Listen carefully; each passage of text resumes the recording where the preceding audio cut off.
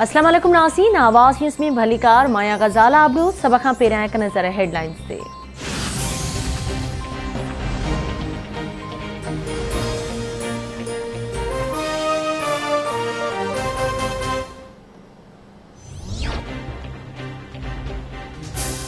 मातली जे PS 70 ते नंढी चूंड लाइ पोलिंग जो वक़्तु ख़त्म थियण खां पोइ वोटनि जी ॻणप शुरू। गुलाब लखारी जे polling station number 79 primary school Wali Mohammad Lakhari में JUI ऐं PP कारकुननि में झेड़ो। पुलिस एहलकारनि पारां वोटरनि खे मार कुट। चिकताण PP उम्मीदवार ॾाॾा मोहम्मद अली फोटो ऐं JUI जो उम्मीदवार गुलशन ज़ोन में सख़्त मुक़ाबलो। पाबंदी मढ़ियल तहरीक लबैक जो पीर मोहम्मद अली सरहंदी ऐं मजलिस वहदतुल मुस्लिमीन जो अब्बास अली लगारी भी मैदान में लथल।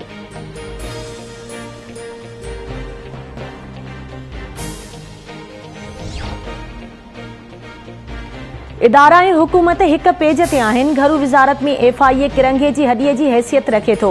ड्रिजणा माण्हू मुल्क मां भॼी जान छॾाईंदा आहिनि। इमरान ख़ान खे हर मसइले जी ख़बर आहे। वज़ीर आज़म माफ़िया जो ॼमी मुक़ाबिलो करे रहियो आहे।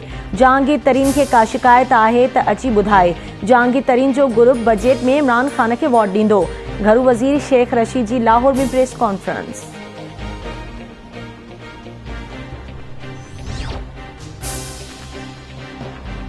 सिंध जे वॾे वज़ीर सैयद मुराद अली शाह जी सदारत हेठि कोरोना टास्क फोर्स जो इजलास। पाबंदियूं बरक़रार रखण जो फ़ैसिलो।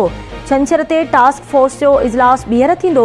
इजलास में फ़ैसिलो कयो वियो त जेकॾहिं कोरोना जे केसिस जी शरह घटि न थी त नरमी कंदासीं ऐं जेकॾहिं केस वधिया त वधीक सख़्ती कई वेंदी।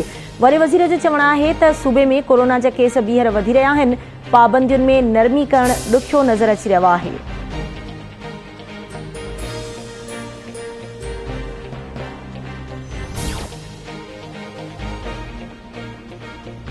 क़ौमी असेंबली में अपोज़िशन लीडर शहबाज शरीफ़ चयो आहे त हुकूमत बेरोज़गारी ऐं महांगाई करे छॾी आहे।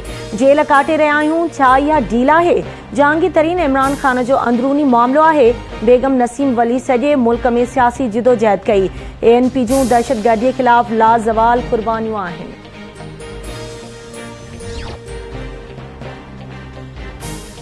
PP चेयरमैन बिलावल भुट्टो ज़रदारीअ जी इमरान ख़ान ते तनक़ीद। संदसि चवणु आहे त इमरान ख़ान जो मुल्क खे ख़ैराती इदारे वांगुरु हलाइण वारो तजुर्बो मुकमल तौर ते नाकाम थी चुको आहे। इमरान ख़ान ऐं संदसि साथी परवेज़ मुशर्रफ वांगुरु फुर लुट करण बाद मुल्क खे तबाह करे लंडन भॼी वेंदा। ख़दशो आहे त जेकॾहिं इमरान ख़ान जी हुकूमत पंहिंजो मुदो पूरो करे वई त मुल्क जो ॾेवालो न निकिरी वञे।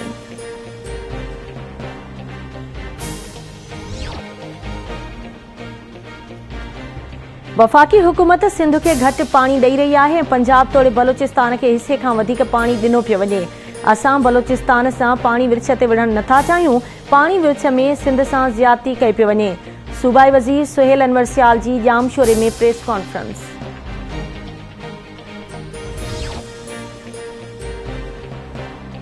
रोहिड़ी वेझो क़ौमी शाहराह ते हाउ ॾारींदड़ हादसो। मुल्तान खां कराची वेंदड़ मुसाफ़िर कोच कल्टी। हादसे जे नतीजे में 13 ॼणा फ़ौत, 30 ज़ख़्मी। 6 फ़ौतियुनि जी सुञाणप थी वई। फ़ौतियुनि में मोहम्मद रियाज़, इक़बाल, अलहदता, अब्बास नदीम ऐं मोहम्मद शकील शामिल। ज़ख़्मियुनि जो रोहिड़ी सखर ऐं पनियाकिल जी अस्पतालुनि में इलाज हलंदड़।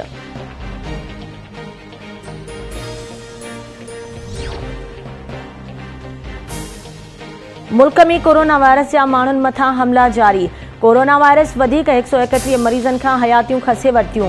फ़ौतियुनि जो अंग वधी 19,987 थी वियो। NCOC मूजिबि 24 कलाकनि दौरान 4,207 नवां केस ज़ाहिर। 8,04,122 मरीज़ वायरस खे शिकस्त ॾेई सिहतयाब।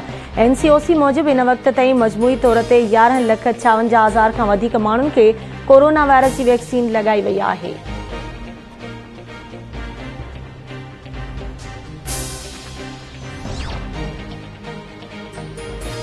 सिंध ज़रई यूनिवर्सिटी टंडोजाम जो प्रोफेसर रज़ाक अमीन शाह कोरोना विघे लाॾाणो करे वियो। हैदराबाद में कोरोना विघे वधीक 5 मरीज़ फ़ौत।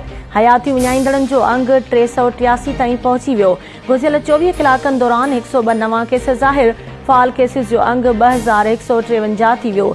जामशोरो जे लियाकत अस्पताल में कोरोना जा वधीक 2 मरीज़ फ़ौत थी विया। शिकारपुर में कोरोना वायरस जा वधीक 25 नवां केस ज़ाहिर। मुतासिरनि जो अंग 175 थी वियो। दादू ज़िले में कोरोना जा वधीक 14 केस ज़ाहिर। फ़ाल केसिस जो अंग 331 थी वियो।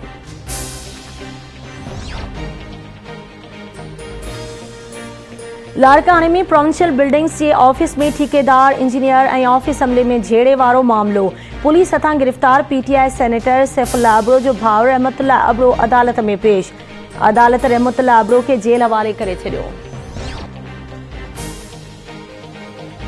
नौशर फिरोज़ लॻ रिंद मोरी वटां फाहो खाधल लाश हथायो। फोती जी सुञाणप ॻोठ ग़ुलाम फ़कीर खोसे जे रहिवासी अमीर बख़्श लगारी तौर थी। सॻियूं वेझो ॻोठ निवाड़ो शरीफ़ में नौजवान जो ओताक मां लाश हथायो। लाश जी सुञाणप सजाद अली चंडी तौर थी।